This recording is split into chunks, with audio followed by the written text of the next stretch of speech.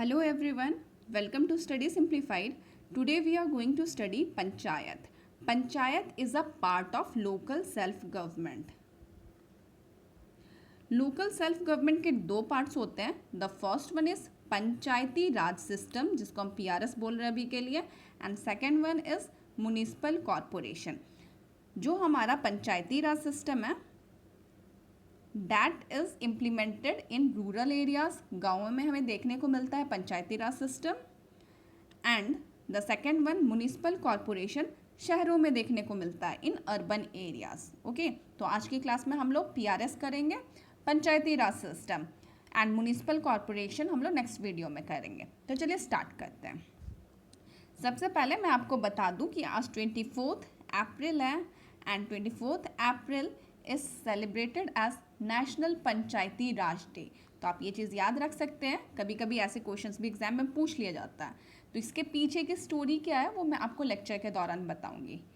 देखिए फ्रेंड्स, यहाँ पे क्या है ना, बहुत कुछ दे रखा है बुक में, बट इससे भी इम्पॉर्टेंट बहुत सारी चीज़ें हैं जो यहाँ दे नहीं रखा है. तो मैं वो लेक्चर में आपको सब बताते जाऊँगी. So please bear with me, क्योंकि आज मैं बहुत कुछ ऐसा बताने वाली हूँ जो बुक में गिवन नहीं है. तो चलिए स्टार्ट करते हैं. सो पंचायत की ज़रूरत क्यों पड़ी? जब अपने इंडिया में सेंट्रल गवर्नमेंट है, पार्लियामेंट है लॉज बनाने के लिए, स्टेट लेजिस्लेचर है लॉज बनाने के लिए, फिर हमें पंचायत की ज़रूरत क्यों पड़ी? ठीक है, तो देखिए सिंपल है. जो हमारे पंचायत है उसका मेन काम क्या है? तो उनका मेन काम है to implement decentralisation of power. Decentralisation मतलब क्या होता है, मैं आपको पहले ये बता दूं.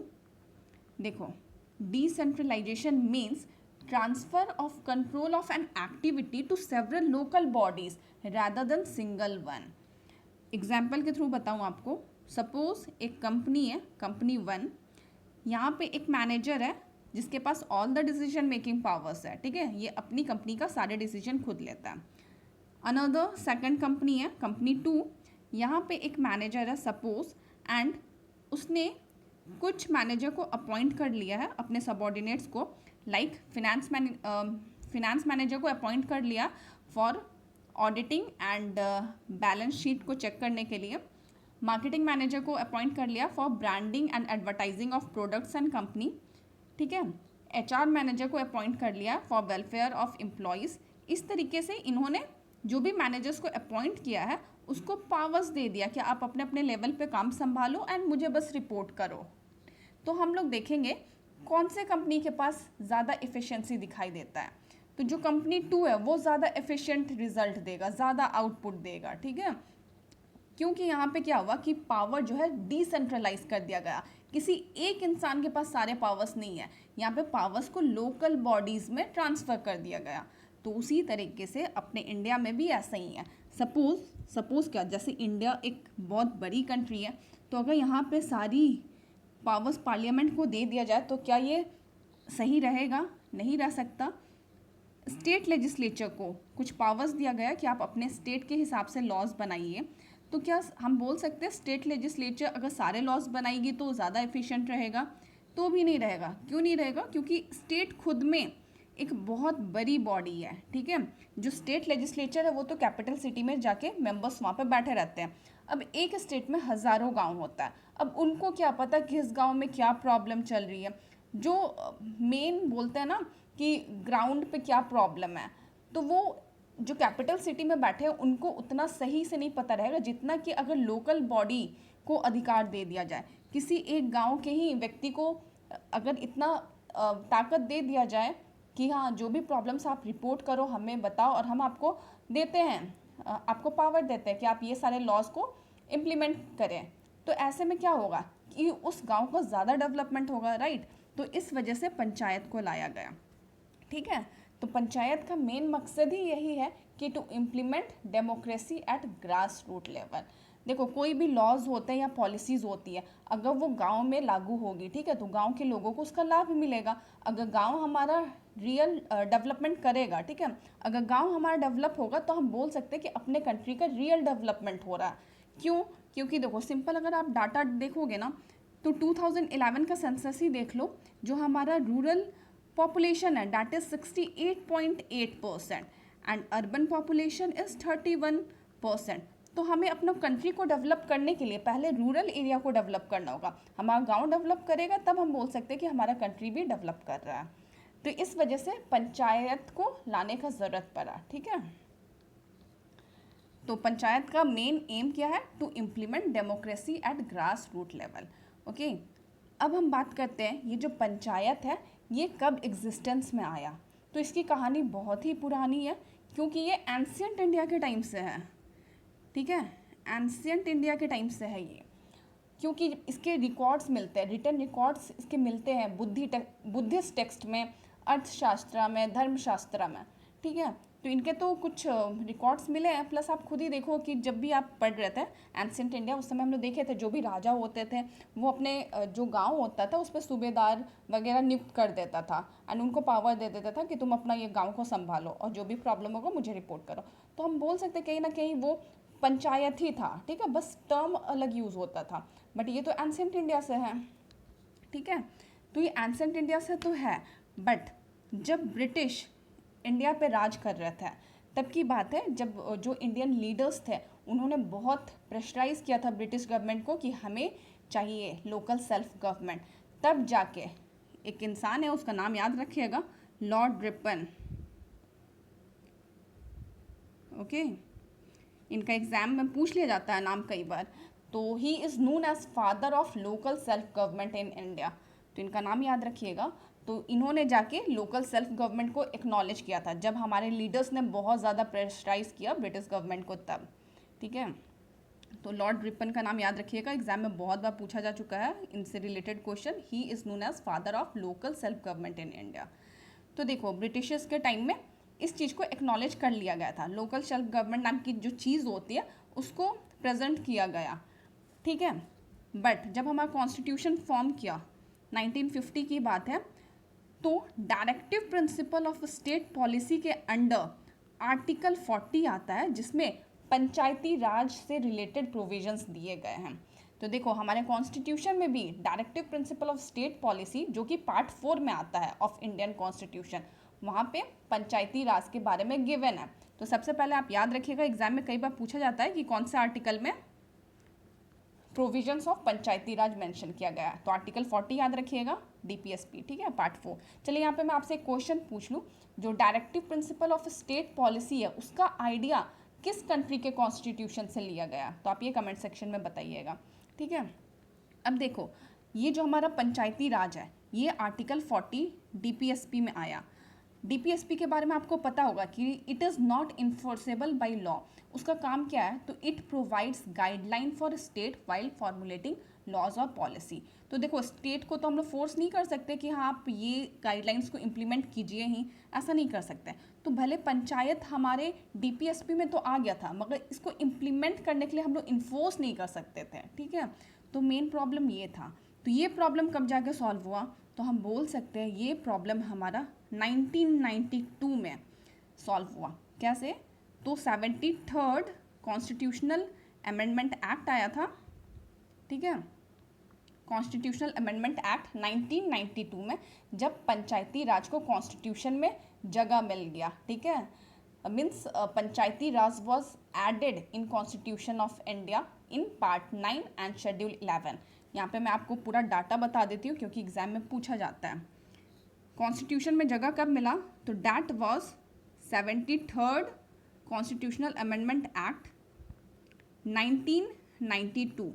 ये आप याद रखिएगा, 1992 में जगह मिल गया था एंड ये इन्फोर्स हुआ था 1993 में 24 अप्रैल को, ठीक है।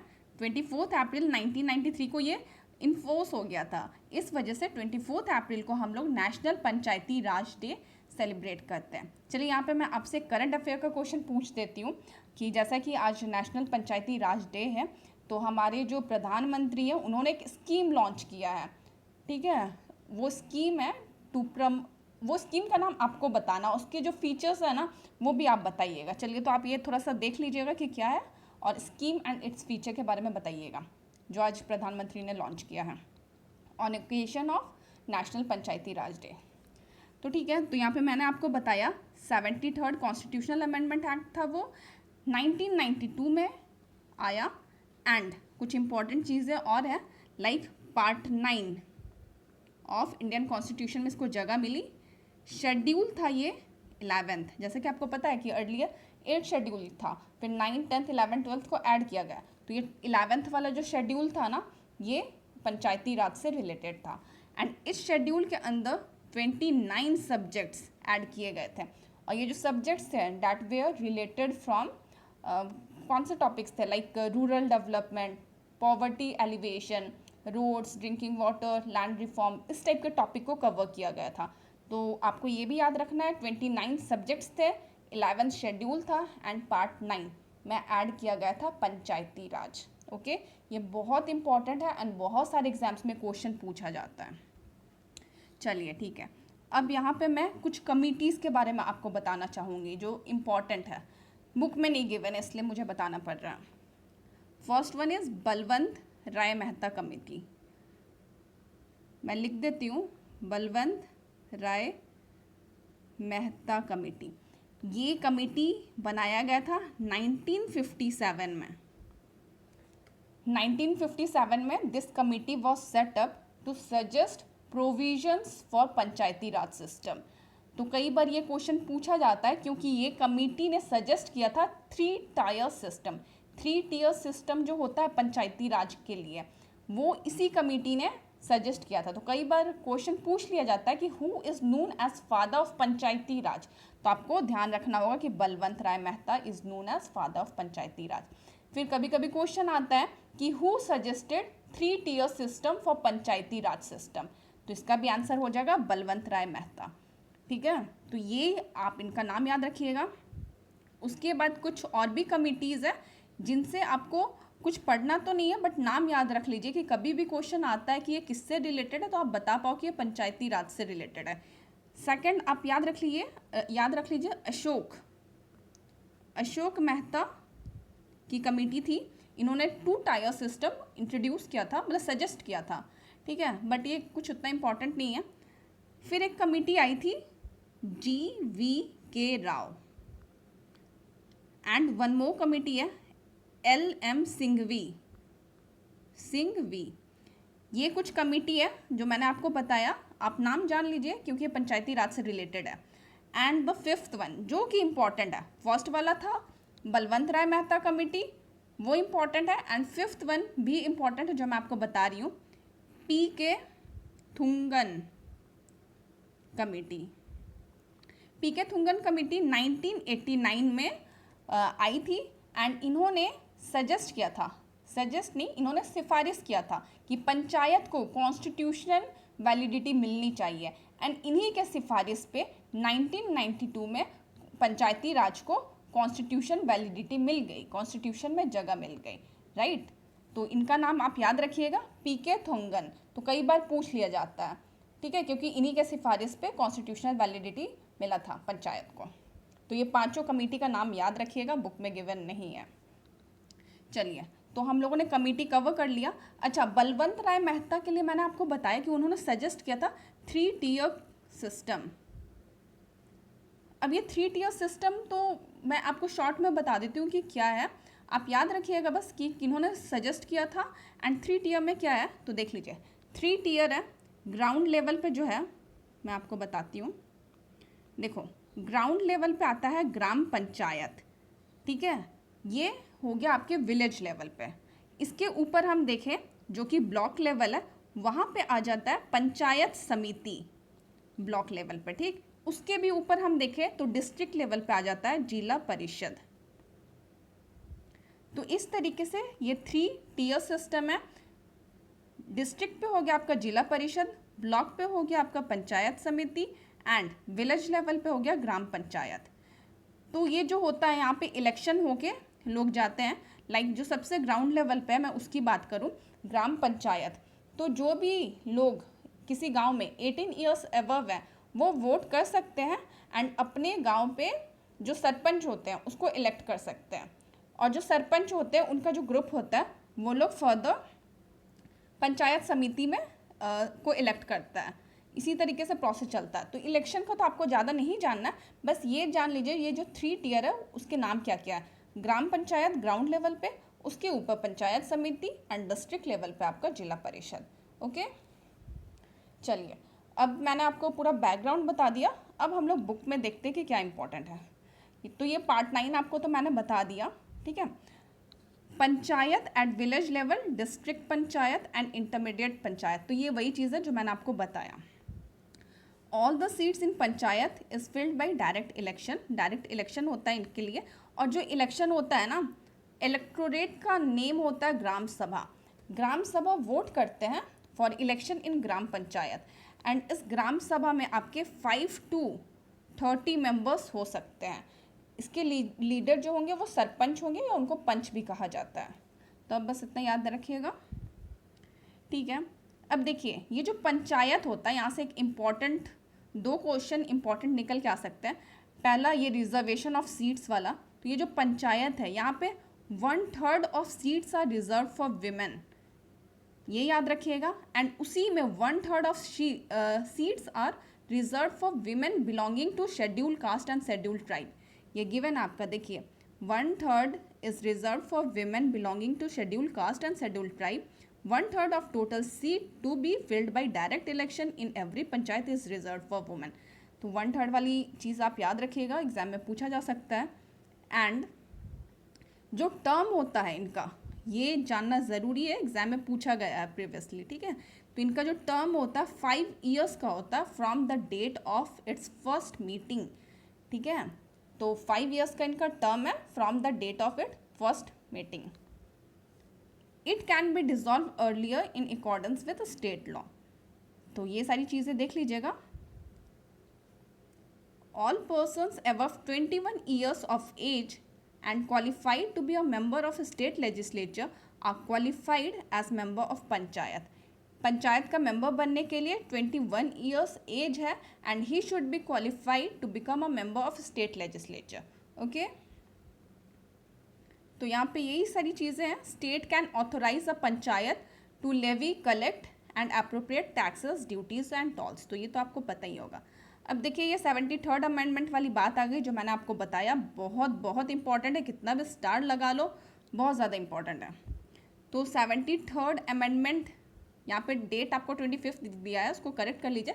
24 अप्रैल 1993 को ये लागू हो गया था, ठीक है, इन्फोर्स हो गया था। एंड इसके लिए after every 5 year state appoint करता है finance commission to review financial position of panchayat and make recommendations. Okay, state election commission consisting of state election commissioner is appointed by governor for supervising direction and control of election to panchayats.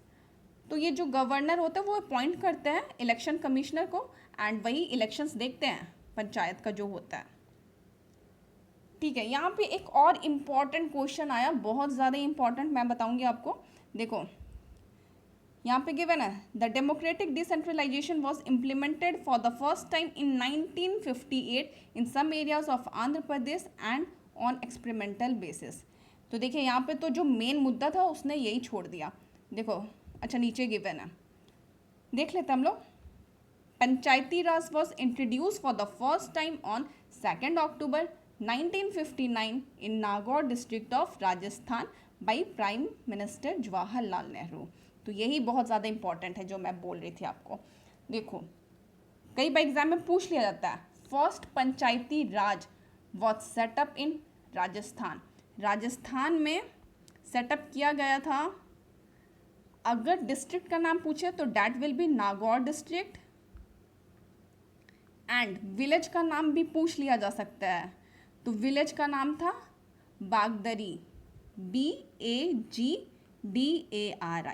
बागदरी village में इन Nagaur district of Rajasthan सबसे पहले पंचायती राज setup किया गया था। कब की बात है? तो 1959, जब कॉन्स्टिट्यूशन में आया भी नहीं था हमारा पंचायती राज सिस्टम, तब इम्प्लीमेंट कर दिया गया था। एंड इसको कौन इनॉग्रेट करा था? तो इसका जो इनॉग्रेशन होता है वो किया था उस टाइम के जो हमारे प्रधानमंत्री थे जवाहरलाल नेहरू ने किया था, ठीक है। तो ये चीज़ें आप याद रखिएगा, एग्जाम पूछा जाता है। तो सबसे पहले तो राजस्थान में हमें देखने को मिला था, and in the same year 1959 में ही जो आपका आंध्र प्रदेश है वहाँ पे भी ये बन गया था, पंचायती राज सिस्टम वहाँ पे भी बन गया था, ठीक है। उसके बाद धीरे धीरे करके जो डिफरेंट स्टेट्स है उन सब में ये लागू होने लग गया था। तो ये सारी चीज़ें याद रखिएगा। Rajasthan is the first state in India where panchayati raj was implemented in whole state. तो ये तो खैर इतना। चलिए मैं आपको बताती हूँ, जैसे कि आज 24 अप्रैल है एंड मैंने आपको बताया कि नेशनल पंचायती राज डे आज सेलिब्रेट करते हैं। तो इसको क्यों सेलिब्रेट करते हैं?